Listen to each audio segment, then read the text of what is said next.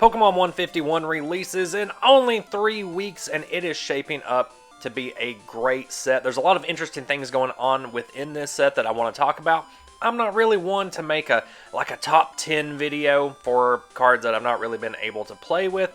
So instead, we're just going to go through the list of cards in this set, and I'm going to point out all the ones that stick out to me as being of particular note for the current metagame as well as future metagames. And then at the end of the video, I'll take a little bit of time to talk about this set as a whole and how I think it's going to impact the game moving forward. Let's start with Venusaur EX, one of the cards I'm most excited about out of this set, just because we don't have a big grass archetype. You know, I got excited about Forretress EX and Meowscarada EX, and they haven't really performed the way I was hoping, but this Venusaur is an absolute tank. For starters, we have 340 HP on this stage 2, and as long as Venusaur EX is in your active spot, you can use the Soothing Bloom ability to heal 60 damage from one of your Pokemon. Now, if Venusaur is in your active spot, a lot of the time, you're just going to be using Soothing Bloom on yourself, which effectively means that your opponent is going to have to be dealing, at minimum, 400 damage to you across attacks to get the KO on this thing. The downside here, of course, is that Venusaur EX has to be in your active position to use Soothing Bloom, and it has a retreat cost of 4. That being said, there's a lot of gusting and switching options available in the current format, and I assume that moving forward, those are going to be sticking around. Now for the attack, double grass and a colorless, 150 damage, and then you get automatic poison and confusion. I've seen a lot of people touting this as the Charizard EX killer, and those people need to cool their jets, because this is going to be just short of dealing a one-hit KO to Charizard EX. The Terra Dark Charizard is weak to grass. Yes, even when you factor in the poison damage, even when you factor in confusion, and if they flip tails on the confusion flip and they hurt themselves, then you get the knockout, but that's a lot of factors. And like I just said, there's a lot of switching and gusting mechanics that can just get a Charizard EX out of those situations. Honestly, I don't think this card is really going to affect the playability of Charizard decks at all, but I think this might be a really solid grass option to build around. Next up, I want to talk about Blastoise EX, not because I predict it's going to be competitively viable. I don't even think it's that good of a card. I just love the flavor on this thing. For 2 water energy, you have twin cannons. You can discard up to 2 basic water energy from your hand. Up to 2 is important. This attack does 140 damage for each discarded this way. Blastoise has 2 giant cannons on it.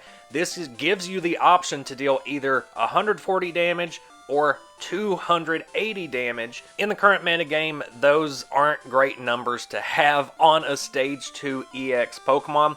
The Solid Shell ability doesn't help out a ton either. Especially bad for this card is the fact that Palkia is around, Chin-Pao is around, Blastoise EX just doesn't stack up to those, but I do love the flavor of this card that just allows you to either use one of your cannons or both if you have the available water energy in your hand. Now let's talk about Butterfree. Again, this is not a card that I think is going to shake up the meta a ton. I just think it's very interesting, and something that we're going to talk about with the set overall is it seems that Pokemon is playing a little bit more into control, which Pokemon hasn't had a ton of lately. So for 1 grass energy, Whirlwind's going to deal 60 damage, and you get a gusting effect. That's not a big deal. What we're really here to talk about is Bye-Bye Flight. For 2 colorless, so you can double turbo into this, choose one of your opponent's benched Pokemon, shuffle that Pokemon and all attached cards into their deck, and then shuffle this Pokemon and all attached cards into your deck. If your opponent has no benched Pokemon, this attack does nothing. In this current meta and in future metas, your opponent is 100% going to have a benched Pokemon by the time you have a Butterfree in play that can use Bye-Bye Flight. And the goal here is going to be pure disruption, so if your opponent just has a benched support Pokemon that you don't like a Beaverrail, you can just go, yep, that thing's back in your deck. If you want to get Industrious Incisors active again, you're going to have to put in some work. I can also imagine some scenarios like with an Alakazam EX that we're going to talk about later, where you just go, I don't like that thing sitting on the bench, it's going back in your deck. Nearly every single deck in this format and in formats moving forward are going to have key support Pokemon on their bench. Now right now it's mostly Pokemon with abilities too. So you don't want your opponent to be able to access those just because a Pokemon is on their bench. Bye-Bye Flight is just going to be a tool for getting that card right back into their deck and forcing your opponent to use some of their resources on getting those support Pokemon set up instead of moving forward with their path to victory. Realistically, I don't think that Butterfree is going to see very much play unless some bigger combo pieces come out in future sets that are really going to help Butterfree be your own path to victory, or at least to shut down your opponent's key strategy. But I think it is important to remember moving forward that this is a tool that decks will have access to. It's a double colorless attack. You can slot this into anything. On to Spiro and Pharaoh, and I need to talk about these two as a pair because I feel like they could be an absolute menace in pre-release drafts or any type of sealed Pokemon 151 event you're doing.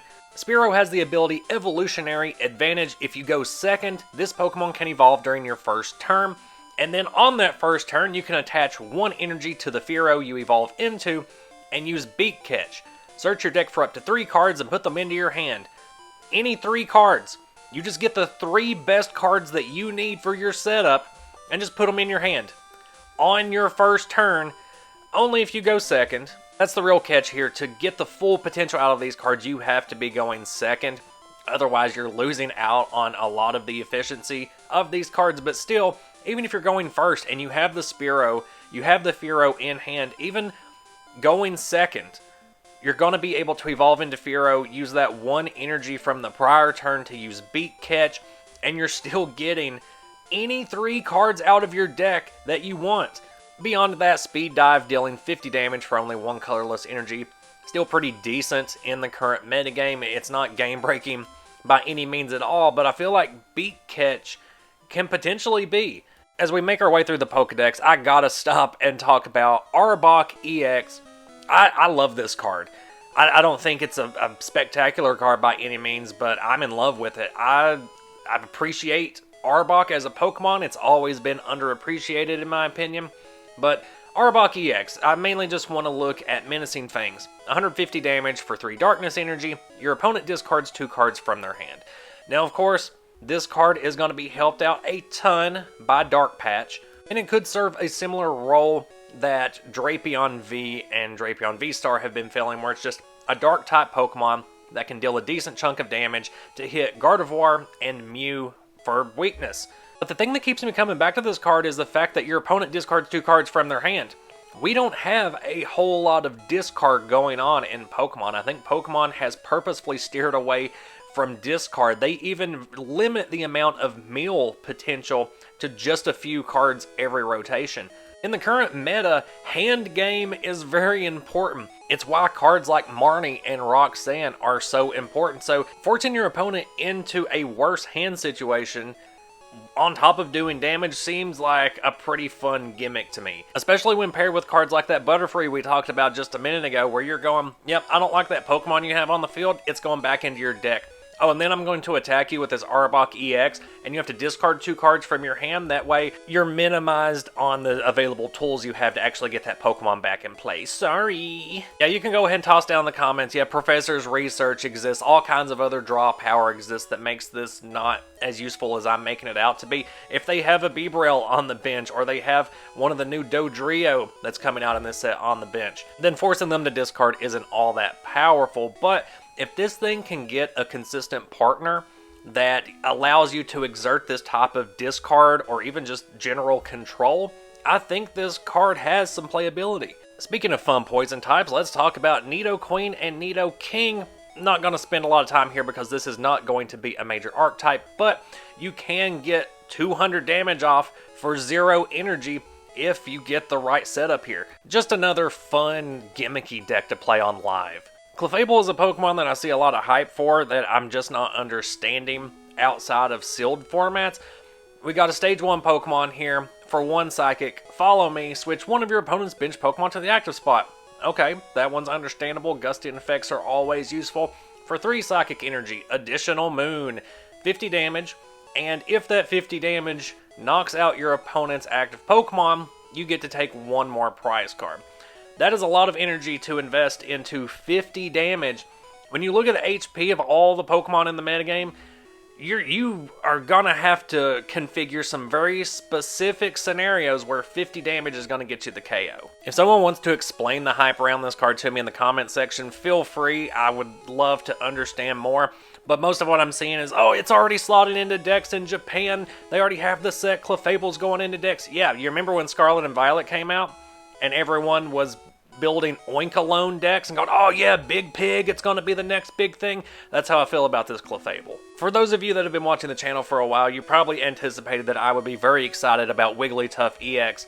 Wigglytuff from Jungle was the very first competitive deck I ever built. It is still my favorite competitive deck to play from vintage Pokemon. For Stage 1, we're looking at 250 HP, which is not great, but as long as there is a special energy attached to Wigglytuff EX, you get plus 100 HP, putting you at 350. So already the gears start turning and you think, hey, you know what we did with Blissey V that worked so well with all those different special energy cards? Well, now that strategy can just transfer over to Wigglytuff EX. At the very least, you're going to be able to attach a double turbo onto Wigglytuff EX on turn 2 and deal 160 damage. That ain't bad, especially when you're already going to be getting that buff of 100 extra HP. It's going to allow you to tank several more hits, especially if you're utilizing lots of other healing support or special energy cards that give you added effects. Wigglytuff EX is going to be the first deck I build, and I'll probably stick with it no matter how viable it actually is. Dodrio might be the most vanilla Haymaker card we've gotten in a while. For 1 energy, you deal 40 damage. For 2 energy, you deal 80 damage. It's going to be good in limited, helping you deal with those big normal types, but that's going to be about it. I said at the beginning of the video that I don't like rankings, but Alakazam EX is probably the best card in this set. 310 HP on a Stage 2 EX. For 2 colorless energy, Mind Jack is going to deal 90 damage, plus 30 more damage for each of your opponent's benched Pokemon. If your opponent has a full bench, you're going to be dealing 240 damage, which is notable. That's great damage output for 2 colorless energy, but the real draw here is Dimensional Hand. For 2 psychic energy, you can deal 120 damage from the bench.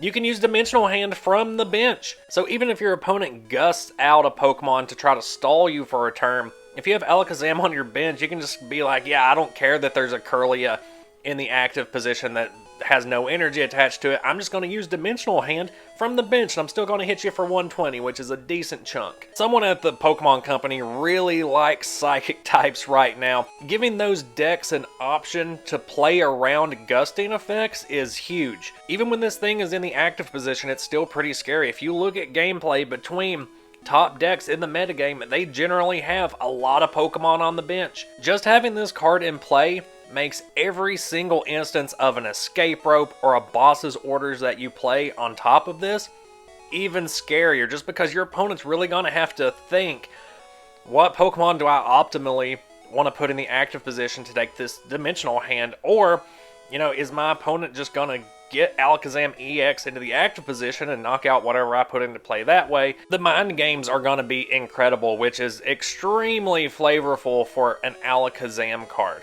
Another card that stands out at the top of this set is Dodrio.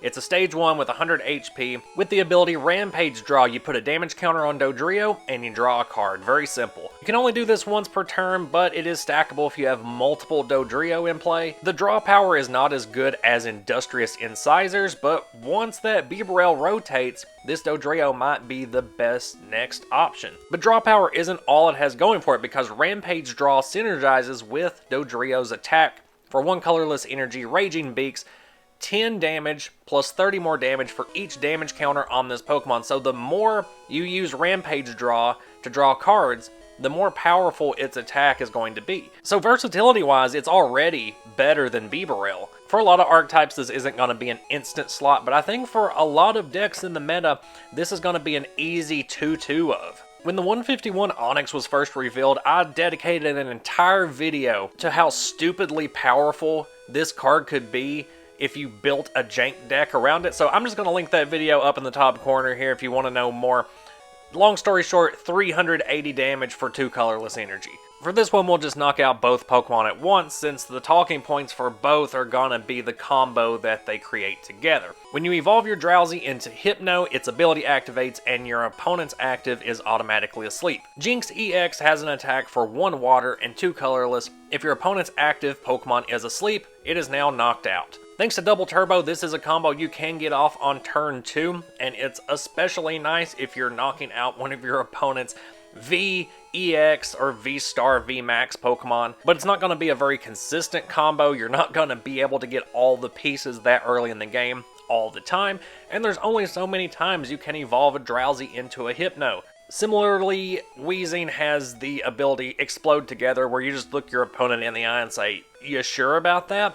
Let them knock out a Weezing with one of their double prize Pokemon, and you may end up coming out the better for that trade. But most of the time, this thing's just going to get gusted to the bench and then sniped from there. That way, Explode Together doesn't activate, so it's a little too easy to work around to be good. There's some measurable hype around Chansey right now because of its lucky bonus ability.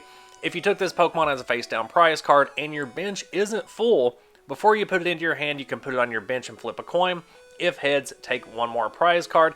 The hype is coming from the fact that you can combo Chansey with Peonia to purposefully put Chanseys from your hand into your prize card so that you can later draw into them and take extra prize cards, which is a great gimmick. I kind of love it at surface level, but that is a lot of work put into setting up drawing multiple prize cards that's going to detract from an actual strategy that's going to allow you to draw prize cards in the first place. By the time you've gotten this combo off and you've snuck at least 1 Chansey into your prize cards, your opponent's going to have their full setup and just start sweeping you. But I do love the potential of new Ditto. In addition to that wonderful artwork and the fact that it has an attack just called Goo, Ditto could just be a problem solver for players like me that just tend to draw really terrible starting hands. How many games have you started with just a Manaphy in your hand, or just a Lumineon, and you're like, man, I wish I could just start this game with any Pokemon I wanted from my deck, maybe a Lugia V, or a Comfey? Well, Ditto can help you accomplish that. If you get it in your opening hand, you can put it in the active spot, and as soon as that thing flips, you just transform it into any Pokemon card you want from your deck, as long as it's a basic. And before anybody comes at me with, well, you would have to run 4 of them for it to be optimally useful, and then you're just weighing down the rest of your deck with 3 additional Ditto that you'll have to discard. Look, people said the same thing about Battle VIP Pass, and look what happened to the playability of that card. As we move further into a metagame that's going to be more focused on stage 2s and more reliant on rare candy, I think Aerodactyl has a lot of potential. If your opponent has rare candied straight from Ralts into Gardevoir, or straight from Charmander into Charizard, this is going to be an OHKO attack. You're dealing 100 damage, so as soon as you remove that top card, the base form's gonna get knocked out. I don't think this is gonna be a major card, and I don't think it's gonna force those stage 2 decks into using their full evolution lines, but I am curious to see if anyone does fully utilize this card for that purpose. And then we have Mewtwo, which is another single prize, basic attacking Pokemon that has Reflector Barrier. And this is another one that I don't even mind tossing down a Double Turbo onto this Mewtwo and dealing 0 damage with Reflector Barrier. The part of Reflector Barrier that I love is just another one of these features on a 151 card that just tells your opponent, fuck around and find out. It's a great card to counter these decks that are just all about dealing huge damage, and that's all they can do. Where it's like, yeah, if you want to deal 230 damage on your turn, go for it. The biggest knock against Aerodactyl for not finding space in decks is the fact that it's a stage 1, but for this Mewtwo, it is a basic Pokemon, and I don't think it's going to shake up the metagame too much. If anything, it's going to be like a one-of in decks, but it's another one I want to keep an eye on. As we reach the end of the Pokedex, we get to the face Pokemon of this set, and that is Mew. Anytime there's a Mew card that has an EX, a GX, a V on it, it's probably worth taking a look at. This card is no exception to that rule. It has an ability that lets you refresh a depleted hand. Genome hacking is 3 colorless energy, making Mew splashable. The attack itself is choose one of your opponent's active Pokemon's attacks and use it as this attack. You don't have to have the correct energy for it, you just have to have the 3 energy of any kind attached to Mew, and you can use one of your opponent's actives attack. You're essentially one boss's orders away from picking whatever attack you want on your opponent's side of the field. Is this better than the current Mew we have in the metagame? No, it's not. But that Mew's gonna rotate at some point, and this is gonna be another fantastic option for anyone that wants to use this little pink cat. That's all of the Pokemon in the set. Let's take a look at trainers now. I think that Big Balloon is gonna be an easy slot in for these big Stage 2 decks, especially ones like Venusaur EX where a retreat cost of 4 is just unmanageable. When played skillfully, Erica's Invitation might as well read Take a Prize card. It's pretty crazy for a supporter card. Not only are you looking at their hand, choosing a basic Pokemon and putting it into play, you're putting it into the active spot from the bench. Your opponent's hand is not safe from this. There's nothing they can do about it. You basically pick a low HP Pokemon in their hand and then knock it out. But even more powerful than Erica there, I think that Giovanni's Charisma is in the running with Alakazam EX to just be the best card in the set. You put an energy attached to your opponent's active Pokemon back in their hand, and then you attach an energy card from your hand to your active Pokemon. You are setting your opponent back a turn and ramping yourself forward a turn in one card. This is the type of disruption card I love to see, because one of the complaints I've had with the Pokemon TCG for the past several years has been that it's just too fast. It's you either win or lose by turn 4, and that's not exactly fun. Cards like Giovanni's Charisma is going to make games a little grindier.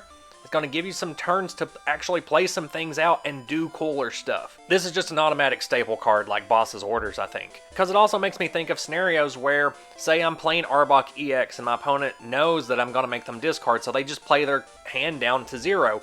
Well, then I can Giovanni's Charisma to knock an energy back to their hand and then make them discard that energy with Arbok. There is some real playability and power coming from this set, which is nice since the Scarlet and Violet block has been pretty lackluster so far. Sets like Pokemon 151 don't come around all that often. This set has things that players want. It has some new mechanics and some new options that we didn't have before that also are kind of rare within the Pokemon TCG, but it's also got what collectors want. The secret arts in this set are incredible. I cannot wait to start cracking packs, trying to get the Poliwhirl, the Bulbasaur, the Psyduck, and those are really just my top 3 chase cards right now. That's not to say that there aren't lots of other amazing looking cards in this set. And the fact that you have the original 151 Pokemon in Pokèdex order for this set, it just screams Master Set. How can you not want to make a Master Set out of Pokemon 151? And in total, there's 165 cards, so even apart from just completing your Pokèdex, you also have all of these special rares to look for and collect. It's genius. It's exactly what a Pokemon specialty set should be. It's what I wish more normal sets were. And based on the availability of pre-orders through multiple outlets, I think that this is going to be a product that is readily available. You're not going to have to deal with scalpers. You're not going to have to get in line.